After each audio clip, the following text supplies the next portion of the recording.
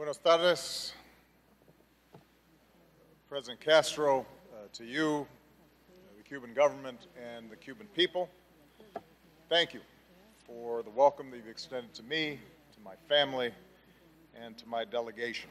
More than half a century, the sight of a U.S. president here in Havana would have been unimaginable.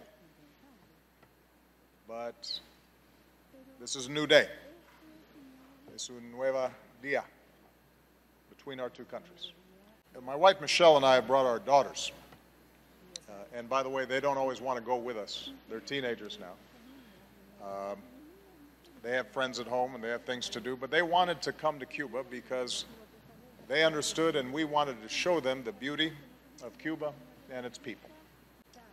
I bring with me the greetings and the friendship of the American people. We have a half a century of work to catch up on. Our growing engagement with Cuba is guided by one overarching goal: advancing the mutual interests of our two countries, including improving the lives of our people, both Cubans and Americans. That's why I'm here. I've said consistently, after more than 5 very difficult decades, the relationship between our governments will not be transformed overnight. We continue, as President Castro indicated, to have some very serious differences, including on democracy and human rights.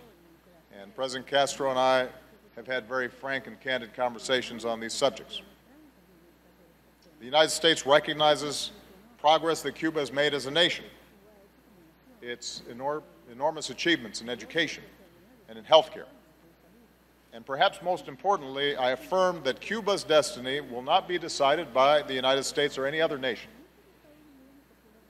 Cuba is sovereign and rightly has great pride, and the future of Cuba will be decided by Cubans, not by anybody else.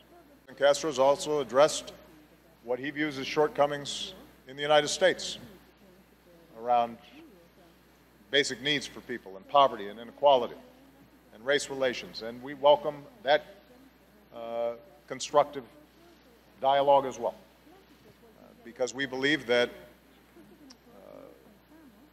when we share our deepest beliefs and ideas with an attitude of mutual respect, that we can both learn and make the lives of our people better. We share a belief that we can continue to make progress in those areas that we have in common. President Castro, you said in Panama that we might disagree on something today on which we would agree tomorrow. And that's certainly been the case over the past 15 months and the days leading up to this visit. And today I can report that we continue to move forward on many fronts when it comes to normalizing relations. We're moving ahead with more opportunities for Americans to travel to Cuba and interact with the Cuban people.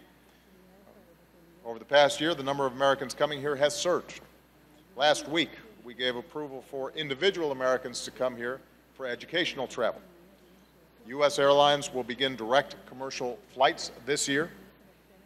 With last week's port security announcement, we've removed the last major hurdle to resuming cruises and ferry service, all of which will mean even more Americans visiting Cuba in the years ahead and appreciating the incredible history and culture of the Cuban people.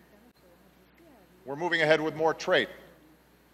With only 90 miles between us, we're natural trading partners.